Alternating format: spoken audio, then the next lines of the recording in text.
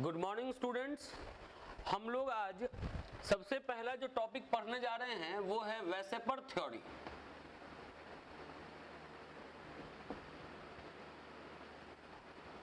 सबसे पहले तो आपको ये बता दें कि वेसेपर थ्योरी आपको अभी जो हम यहां समझाएंगे उससे कुछ नोट नहीं करना है कॉपी पे।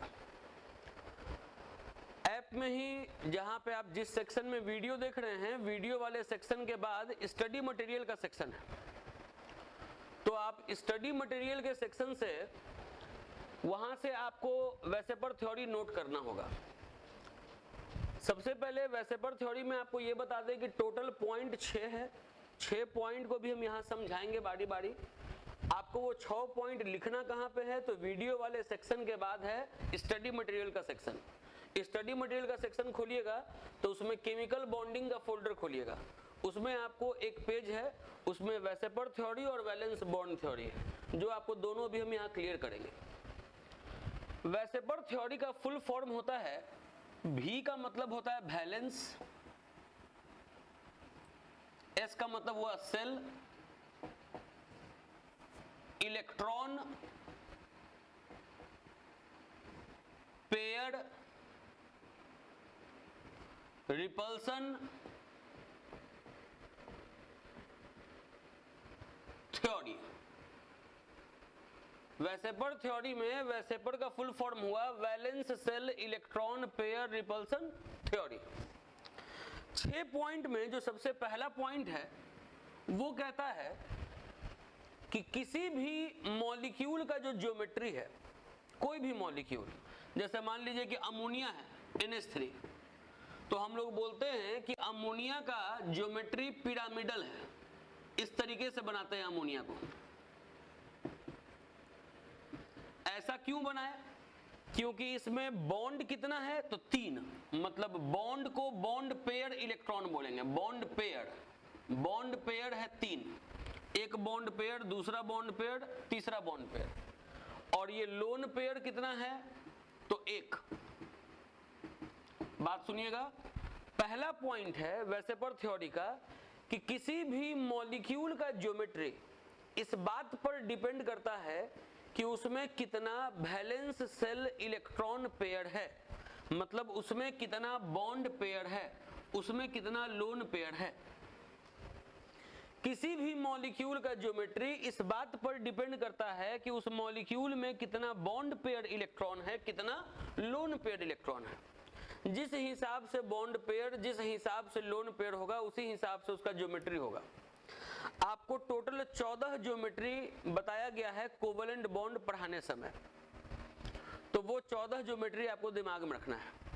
8 ज्योमेट्री बताया गया है लोन पेयर वाला और 6 ज्योमेट्री बताया गया है normal.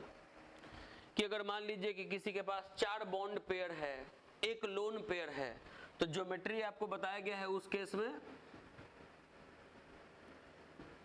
Seesaw shape. 4 bond pair, 1 lone pair, तो बताया गया है सीसॉ शेप। ये सीसॉ है।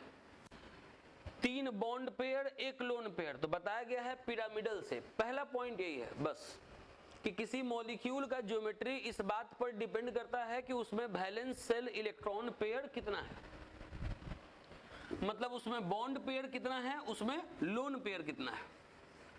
सेकंड पॉइंट है, देखिए हम केवल समझा रहे, पॉइंट लिखना कहां से है वो बता दिए हैं। सेकंड पॉइंट सुनिए। सेकंड पॉइंट कहता है कि ये जो पेयर ऑफ इलेक्ट्रॉन है वो एक दूसरे को रिपेल करता है। अब जैसे सुनिए, BeCl2 है, BeCl2 एक बेरिलियम 2 क्लोरीन से जुड़ा हुआ है।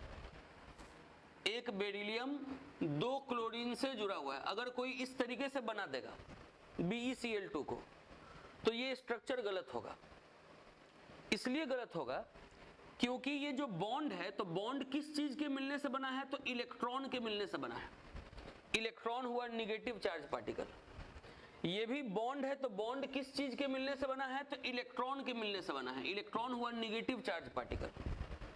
अब ये भी निगेटिव, ये भी निगेटिव, तो निगेटिव निगेटिव में रिपल्सन होते रहता है। सेकेंड पॉइंट यही है कि these pair of electron repel each other, ये जो पेयर ऑफ इलेक्ट्रॉन है एक दूसरे से दूर भागता है। थर्ड पॉइंट है कि ड्यू टू दिस रिपल्सन, इस रिपल्सन के कारण they tend to occupy such position in space which minimizes repulsion and maximizes distance between them। Third point है कि इस रिपल्सन के कारण ये स्पेस में अपने आप को इस तरीके से सजा लेता है ताकि दूरी ज्यादा से ज्यादा हो और रिपल्सन कम से कम हो। जैसे अगर दो बॉन्ड को अगर मैक्सिमम दूरी पे रखना होगा तो दो बॉन्ड को मैक्सिमम दूरी पे आप इस तरीके से रख सकते हैं। ये हुआ BeCl2 का स्ट्रक्चर।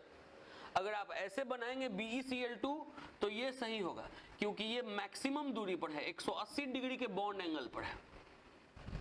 तो ये आपको टोटल अभी 3 पॉइंट बताए, टोटल 6 पॉइंट है, 3 पॉइंट बता दिए। एक बार फिर से आपको रिपीट कर दे पहले ये 3 पॉइंट। पहला पॉइंट है कि किसी भी मॉलिक्यूल का ज्योमेट्री इस बात पे डिपेंड करता है कि उस मॉलिक्यूल में कितना वैलेंस सेल इलेक्ट्रॉन पेयर है, मतलब कितना बॉन्ड पेयर है, कितना लोन पेयर है। सेकेंड पॉइंट है कि ये जो पेयर ऑफ इलेक्ट्रॉन है, मतलब बॉन्ड पेयर, लोन पेयर, ये एक दूसरे से दूर भागता है, रिपेल करता है। क्यों? क्योंकि निगेटिव चार्ज इलेक्ट्रॉन के मिलने से ये आपस में ये निगेटिव चार्ज इलेक्ट्रॉन के मिलने से बना हुआ है, इसीलिए निगेटिव निगेटिव में रिपल्सन होगा तो एक दूसरे से दूर भागता है। थर्ड पॉइंट है कि इस रिपल्सन के कारण ये स्पेस में इस तरीके से सज जाता है ताकि दूरी ज्यादा से ज्यादा हो और रिपल्सन कम से कम हो। थर्ड पॉइंट हो गया। अब चौथा पॉइंट है कि अगर किसी मॉलिक्यूल में मल्टीपल बॉन्ड है तो उसको सिंगल बॉन्ड कंसीडर करना है। यही कारण है कि जैसे CO2 है, CO2 तो उसका ज्योमेट्री हम लोग लीनियर बनाते हैं क्योंकि ये डबल बॉन्ड है तो इसको सिंगल बॉन्ड समझते हैं ज्योमेट्री बोलने के लिहाज से। ये डबल बॉन्ड है तो इसको सिंगल बॉन्ड समझते हैं ज्योमेट्री बोलने के लिहाज से। तो कोई पूछेगा यहाँ बॉन्ड पेयर कितना है तो बॉन्ड पेयर 2 है। ये चौथा पॉइंट है कि मल्टीपल बॉन्ड को सिंगल बॉन्ड समझना है। इसके बाद जो पांचवा पॉइंट है ये कहता है कि अगर किसी मॉलिक्यूल का रेजोनेटिंग स्ट्रक्चर पॉसिबल हो, जैसे रेजोनेंस पिछले क्लास में बताए थे कि CO3-2 है तो इसको ऐसे भी बना सकते हैं, CO3-2 है तो इसको ऐसे भी बना सकते हैं, CO3-2 है तो इसको ऐसे भी बना सकते हैं। ये सब रेजोनेटिंग स्ट्रक्चर है। तो कहता है कि अगर किसी मॉलिक्यूल का रेजोनेटिंग स्ट्रक्चर अगर पॉसिबल है तो रेजोनेटिंग स्ट्रक्चर कोई भी हो, सारा रेजोनेटिंग स्ट्रक्चर वैसे पर थ्योरी को फॉलो करेगा। मतलब यहाँ ये जो सेंट्रल एलिमेंट है इसके पास अगर कोई पूछे कि बॉन्ड पेयर कितना है तो बॉन्ड पेयर 3 है। एक बॉन्ड पेयर, दूसरा bond pair, multiple bonds are considered as single bond तो इसको भी एक बॉन्ड पेयर कंसीडर करना है। तो 3 बॉन्ड पेयर है, 3 बॉन्ड पेयर का ज्योमेट्री होता है ट्राइगोनल प्लेनर। तो अगर इसको बनाना है ट्राइगोनल प्लेनर तो रेजोनेंस इसमें हुआ लेकिन इसको भी बनाएंगे ट्राइगोनल प्लेनर, इसमें भी रेजोनेंस हुआ लेकिन इसको भी बनाएंगे ट्राइगोनल प्लेनर। ये पांचवा पॉइंट है। अब जो आखिरी पॉइंट बच गया, आखिरी पॉइंट छठा नंबर, अब उस पॉइंट को आपको समझाते हैं।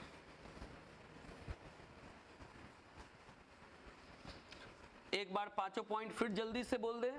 सबसे पहला बात बताएं कि किसी मॉलिक्यूल का ज्योमेट्री इस बात पर डिपेंड करता है कि उसमें वैलेंस सेल इलेक्ट्रॉन पेयर कितना है, बॉन्ड पेयर कितना है, लोन पेयर कितना है। सेकंड पॉइंट कि ये जो पेयर ऑफ इलेक्ट्रॉन्स है ये एक दूसरे को रिपेल करता है क्योंकि वो निगेटिवली चार्ज है। थर्ड पॉइंट है कि इस रिपल्सन के कारण वो स्पेस में इस तरीके से सज जाता है ताकि दूरी ज्यादा से ज्यादा हो और रिपल्सन कम से कम हो। चौथा पॉइंट कि मल्टीपल बॉन्ड्स को कंसीडर करना है। पांचवा पॉइंट कि किसी मॉलिक्यूल में अगर रेजोनेंस हो रहा हो तो वैसे पर थ्योरी सारे रेजोनेटिंग स्ट्रक्चर में लगेगा। अब आखिरी पॉइंट, आखिरी पॉइंट है कि लोन पेयर अगर है तो ये तो इलेक्ट्रॉन हुआ, तो लोन पेयर तो एक दूसरे से दूर भागेगा क्योंकि ये भी नेगेटिव चार्ज है, ये भी नेगेटिव चार्ज है, तो नेगेटिव नेगेटिव में तो रिपल्सन होगा। जैसे किसी मॉलिक्यूल में एक से ज्यादा लोन पेयर है, जैसे H2O, तो ऑक्सीजन के पास 2-2 लोन पेयर है। अगर आप H2O को बनाएं तो H2O को आप इस तरीके से बनाते हैं, इसमें दिखाते हैं 2 लोन पेयर और दिखाते हैं 2 बॉन्ड पेयर। तो लोन पेयर से भी दूर भाग रहा होगा, लोन पेयर बॉन्ड भी एक दूसरे से दूर भाग रहा होगा, अब बॉन्ड भी एक दूसरे से दूर भाग रहा होगा। तो कहता है कि लोन पेयर में रिपल्सन ज्यादा होता है, इससे कम होता है लोन पेयर और बॉन्ड पेयर के बीच का रिपल्सन, और इससे कम होता है बॉन्ड पेयर और बॉन्ड पेयर के बीच का रिपल्सन। बात समझिए, ये हम एकदम याद करवा देंगे अभी, फिर से सुनिए। रिपेल तो सब हो रहा है एक दूसरे से, लोन पेयर से भी दूर भागेगा, नेगेटिव चार्ज इलेक्ट्रॉन है। लोन पेयर बॉन्ड पेयर से भी दूर भागेगा, नेगेटिव चार्ज इलेक्ट्रॉन है। बॉन्ड पेयर से भी दूर भागेगा, नेगेटिव चार्ज इलेक्ट्रॉन है।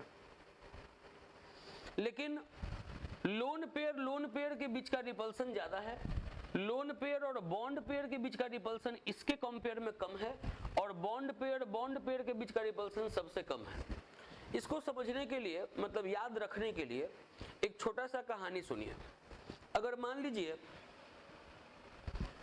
जब रेजोनेंस आप पढ़े थे तो ये आपको बताया गया था कि इलेक्ट्रॉन 2 प्रकार का होता है, एक होता है लोकलाइज्ड, एक होता है डीलोकलाइज्ड। जब रेजोनेंस पढ़ा रहे थे तो बताए थे कि इलेक्ट्रॉन 2 प्रकार का है, लोकलाइज्ड, डीलोकलाइज्ड। लोकलाइज्ड कहने का मतलब जो अपने पोजीशन पे फिक्स हो, और डीलोकलाइज्ड मतलब कि जो अपने पोजीशन पे फिक्स नहीं हो। तो लोन पेयर डीलोकलाइज्ड होता है, ये अपने पोजीशन पे फिक्स नहीं है। अब बॉन्ड पेयर अपने पोजीशन पे फिक्स होता है। अब ऐसे सोचिए कि अगर मान लीजिए कि ये लोन पेयर है और ये बॉन्ड पेयर है, ये अपने पोजीशन पे फिक्स है, ये अपना पोजीशन चेंज करता है। इसको एक कॉमन एग्जांपल्स ऐसे समझाते हैं। एक है, मान लीजिए मिस्टर एक्स और एक है मिस्टर वाई, ये दोनों क्रिमिनल है। मान लीजिए ये दोनों क्रिमिनल है, इन दोनों में एकदम दुश्मनी है, बहुत ज्यादा। इतना दुश्मनी है कि ये चाहता है कि ये धरती पे नहीं रहे और ये चाहता है कि ये धरती पे नहीं रहे, दोनों एक दूसरे का कट्टर दुश्मन है। अब 3 केस सुनिए। पहला केस कि ये आजाद है, ये भी आजाद है, मतलब कोई जेल में नहीं है, दोनों फ्री है। दूसरा केस, एक जेल में है और एक आजाद है। और तीसरा केस कि दोनों जेल में है। फिर से सुनिए, दोनों आजाद है, पहला केस, एक जेल में और एक आजाद, दूसरा केस, और तीसरा कि दोनों जेल में। अगर मान लीजिए कि जब दोनों जेल में है, ये भी जेल में है, ये भी जेल में है, तो ये सोचेगा कि जब ये जेल में है तो ये मेरा क्या बिगाड़ेगा, और ये सोचेगा कि जब ये जेल में है तो ये मेरा क्या बिगाड़ेगा। तो दोनों को एक दूसरे से डर कम होगा। दुश्मन है, रिपल्सन तो हो रहा है दोनों में अट्रैक्शन तो होगा नहीं, दोनों दुश्मन है, रिपेल करेगा, लेकिन यहां पर रिपल्सन सबसे कम होगा क्योंकि दोनों जेल में बंद है। अब अगर मान लीजिए कि किसी दिन एक छूट गया, इसको खबर आया कि भैया ये जो एक्स है ना वो छूट गया, तो अब इसको डर ज्यादा बढ़ जाएगा। इसको लगेगा कि मेरे साथ जो लोग घूमता था अब इसको वो पकड़ के मारेगा। एक अगर डीलोकलाइज्ड हो गया, मतलब जेल में था तो लोकलाइज्ड था, पोजीशन फिक्स था, दोनों जेल में था, लोकलाइज्ड था, दोनों को एक दूसरे से डर कम था। जिसे देखिए दोनों बॉन्ड पेयर है, दोनों लोकलाइज्ड है, तो इसमें रिपल्सन सबसे कम लग रहा है। लेकिन एक फ्री हो गया, लोन पेयर डीलोकलाइज्ड, एक जेल में बंद है, लोकलाइज्ड बॉन्ड पेयर। तो यहाँ पे है कि जब एक फ्री हो गया, एक जेल में है, तो यहाँ क्या है कि थोड़ा सा प्रेशर इसके ऊपर बढ़ गया कि अब मेरा जो भी साथी था ये उसको पकड़ के मारेगा। अब तीसरा केस कि अगर मान लीजिए कि दोनों फ्री हो गया तो ये मार्केट जाएगा तो इसको हमेशा लगेगा कि यही कहीं आगे क्या पीछे से, और ये मार्केट जाएगा तो इसको हर समय यही दिखाई देगा। तो यहाँ पर डर सबसे ज्यादा बढ़ गया जब दोनों डीलोकलाइज्ड है, तो यहाँ रिपल्सन सबसे ज्यादा होगा, यहाँ रिपल्सन कम होगा और यहाँ रिपल्सन सबसे कम होगा। तो ये टोटल 6 पॉइंट है वेसेपर थ्योरी का। एक बार आखिरी में जल्दी में बोल दें वेसेपर थ्योरी। सबसे पहला बात बताएं कि किसी भी मॉलिक्यूल का ज्योमेट्री इस बात पर डिपेंड करता है कि उस मॉलिक्यूल में वैलेंशियल इलेक्ट्रॉन पेयर कितना है, बॉन्डेड और नॉन बॉन्डेड, मतलब बॉन्ड पेयर और लोन पेयर। दूसरा पॉइंट कि ये जो पेयर ऑफ इलेक्ट्रॉन है एक दूसरे से दूर भागता है क्योंकि उनका इलेक्ट्रॉन क्लाउड निगेटिवली चार्ज है। तीसरा पॉइंट कि इस रिपल्सन के कारण ये स्पेस में इस तरीके से अरेंज हो जाता है कि उसके बीच में दूरी ज्यादा से ज्यादा हो, रिपल्सन कम से कम हो। चौथा पॉइंट कि मल्टीपल बॉन्ड अगर है मॉलिक्यूल में तो उसको सिंगल बॉन्ड कंसीडर करेंगे। उसके बाद पांचवा पॉइंट कि अगर more than one resonating structure possible है तो सारे रेजोनेटिंग स्ट्रक्चर वेसेपर थ्योरी को फॉलो करेगा। और आखिरी पॉइंट कि रिपल्सिव इंटरेक्शन तो है, लेकिन रिपल्सिव इंटरेक्शन का जो ऑर्डर है वो ये है कि लोन पेयर में सबसे ज्यादा रिपल्सन होगा, लोन पेयर बॉन्ड पेयर में कम रिपल्सन होगा, बॉन्ड पेयर में और कम रिपल्सन होगा। तो ये वेसेपर थ्योरी खत्म। इसको अपना वहां से नोट कर लेना है स्टडी मटेरियल वाले सेक्शन से। अब हम आप लोग को पढ़ाएंगे, समझाएंगे वैलेंस बॉन्ड थ्योरी। जो आपको पढ़ना स्टडी मटेरियल में मिलेगा उसमें आपको दोनों लिखा हुआ है, वेसेपर थ्योरी भी, वैलेंस बॉन्ड थ्योरी भी। अब आपको वैलेंस बॉन्ड थ्योरी बताते हैं, इसको रब कर लें पहले। अब हम लोग पढ़ने जा रहे हैं दूसरा टॉपिक, वैलेंस बॉन्ड थ्योरी। देखिए वेसेपर थ्योरी जो पढ़े हैं अभी, वेसेपर थ्योरी तो बहुत दफा आएगा आपको एग्जाम में लिखने को। वैलेंस बॉन्ड थ्योरी का चांस बहुत कम होता है एग्जाम में पूछा जाने का, लेकिन फिर भी किसी बी ग्रेड स्कूल में ये क्वेश्चन आता है कि वैलेंस बॉन्ड थ्योरी लिखो। बढ़िया स्कूल में तो ये क्वेश्चन नहीं आता है। फिर भी अगर आ गया तो क्या लिखिएगा वो हम आपको समझा दे रहे हैं। लिखा हुआ तो मिलेगी आपको नोट्स, पहले आप उसको समझ लीजिए। वैलेंस बॉन्ड थ्योरी वो थ्योरी है जो बॉन्ड बनने से रिलेटेड है। बात फिर से सुने, वैलेंस बॉन्ड थ्योरी वो थ्योरी है जो बॉन्ड बनने से रिलेटेड है। बॉन्ड किसके बीच में? तो दो एटम के बीच में बॉन्ड बनने से रिलेटेड है। एक एटम को अगर मान लीजिए A और दूसरे एटम को मान लीजिए B, तो ये दो एटम के बीच में बॉन्ड बनने से रिलेटेड थ्योरी है वैलेंस बॉन्ड थ्योरी। ये थ्योरी दिया गया हिटलर और लंदन नाम के साइंटिस्ट के द्वारा 1924 में। लेकिन फिर इसको और भी इंप्रूव किया गया पॉलिंग के द्वारा। यही मेन साइंटिस्ट है, इसके द्वारा इंप्रूव किया गया। और भी कोई जूनियर साइंटिस्ट है जो कि जिसका नाम नोन नहीं है, वो सब भी इसको इंप्रूव किया इस थ्योरी को, लेकिन मेन पॉलिंग। हिटलर और लंदन इस थ्योरी को मेन प्रपोज किया, इसको इंप्रूव किया पॉलिंग। ये थ्योरी दो एटम के बीच में बॉन्ड बनने से रिलेटेड है। एक एटम को A मान लिए, एक एटम को B मान लिए। अगर ये A का न्यूक्लियस है तो इसको न्यूक्लियस ऑफ A बोलेंगे। अगर इस एटम में इलेक्ट्रॉन है तो इसको इलेक्ट्रॉन ऑफ A बोलेंगे। अगर ये B का न्यूक्लियस है तो इसको न्यूक्लियस ऑफ B बोलेंगे।